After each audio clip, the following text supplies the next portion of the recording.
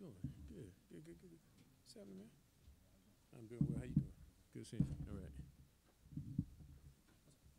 What's happening? Before we start, if you have a question, raise your hand. We'll get a microphone for you. Name and affiliation before you ask. We'll start down front with Joe. Joe Varden, The Athletic.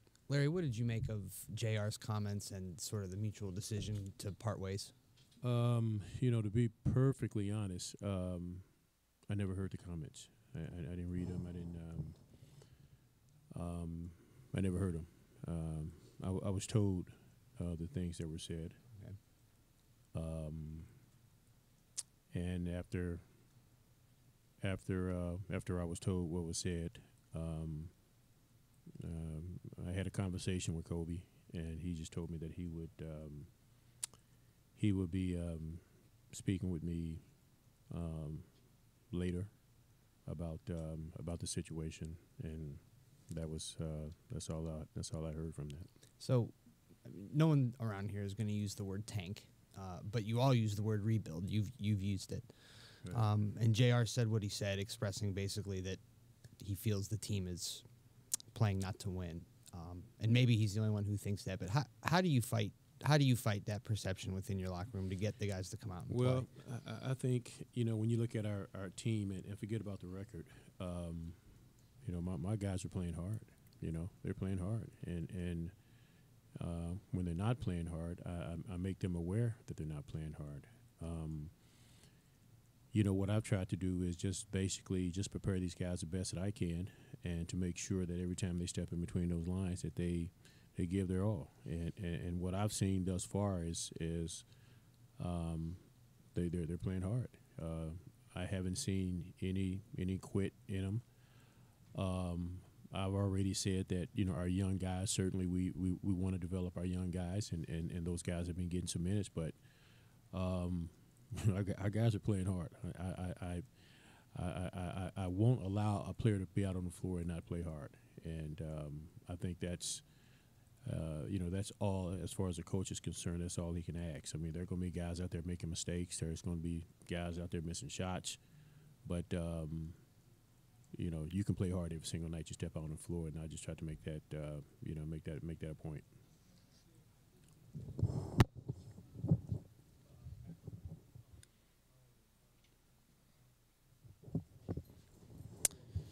Greg Swartz, Bleacher Report. Coach, when you first found out that LeBron was going to go to the Lakers, did you or the coaching staff have any feelings of what could I have done differently? Could I have done something more? Or did you feel that move was kind of inevitable? Yeah, I didn't feel there was anything as far as we could have done, as far as doing more. I mean, that was just a decision that a player makes. When he's when he's in that situation, when he's in a certain part of his career, certainly he has to look out for himself. He has to look out for his family. He has to make the best decision that he feels is best suited for him. Players, that's what players do. And to be perfectly honest, when he did make the decision, I wasn't completely shocked. I know everybody was really hoping that he would return, but Bron's he's a true pro. He's a true pro, and he's going to make the best decision. He's going to make the right decision for himself, for his family, and for his career. And that's what he did.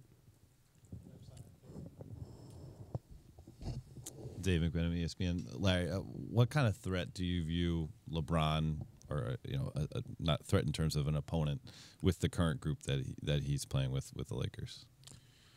Well, I haven't seen a whole lot of them. I've seen some of them, but they're a good team. They're a good team. They have they have weapons. They have they have the speed and athleticism. They really get up and down the floor, and certainly when you have a guy like him who's when he's leading that charge, particularly in transition, and you got some young guys that can run with him, it makes him very, very tough to defend. One of our Achilles heels has been transition defense, or something we've been trying to spend a lot of time with, work on, and make sure that that we get better at it. And this is going to be a big test for us. There's no question about it. We have to do a good job in making sure that we get back. More importantly, we have to take care of the basketball because there's no, when you turn the ball over top of the floor, there's no remedy to that. So we're going to have to do a good job in trying to dictate and control the rhythm of the game to where we can get back and we can get our defense set. But with that Laker club, with Bron, the way he is in transition, and with the young athletes that they have, they can cause a lot of problems.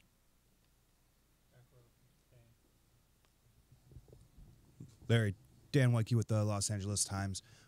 You've seen firsthand how LeBron can kind of elevate the play of the group he's with and other players. What is it about him that tends to bring other people up with him? What is it about him? Yeah. Well, I mean, he's done this everywhere he's gone.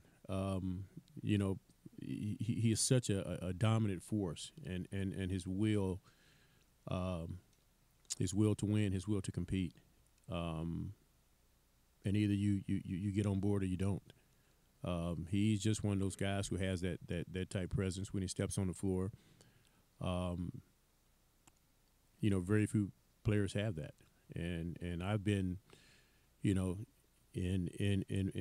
my back in my playing days, with there was Michael, there was Magic, there was Bird. Now today as a coach, you see guys like you see guys like LeBron, you see guys like Kevin Durant. Those guys are special guys, and when they step on the floor, they demand the best out of everybody else. And either you get on board or you get left behind, because they're not going to wait. Those guys are coming out every single night. Their will to win is tremendous, and they will, their talent and their talent alone, they'll bring other guys right along with them. So he's a special player. There's no doubt about it. He's a special player. He's been a winner everywhere he's gone. But he has shown that he can carry a ball club, and he can bring a level of other players' their energy and their intensity and their level of play. He can bring it up. Jeff Trudell, News Herald.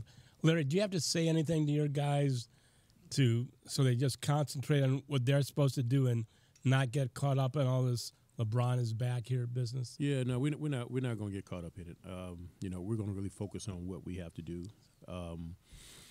We recognize that a lot of people had kind of circled this date as far as LeBron coming back to Cleveland.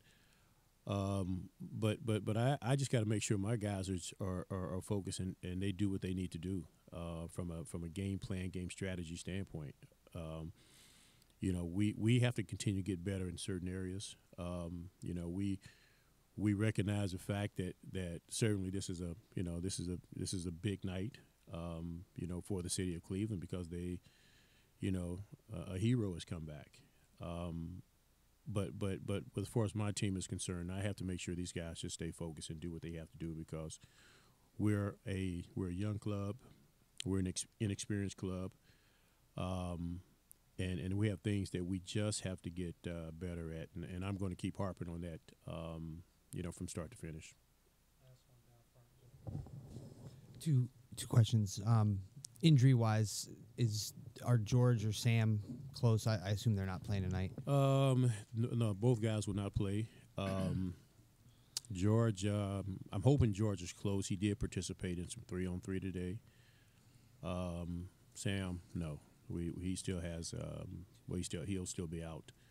Hopefully we'll be getting one of those guys back soon. And then the last one, I want to ask it once, just and put the JR situation to bed. But with you being in this situation, are you coaching to win? Is that like how are you managing this? Am I coaching to win? Mm-hmm. Well, I'm not coaching to lose. I mean, I don't put my time in to put guys out there to lose. I've never done that. I never will do that. I don't know how to do that. We prepare our team, as I said, the best that we can. We put them out on the floor. I expect guys to play hard. I expect guys to do what I ask of them. To coach to lose, I don't understand that. I don't know how to do that. I don't know how anybody can do that. And that's something I would never ever do. Thanks. Yep.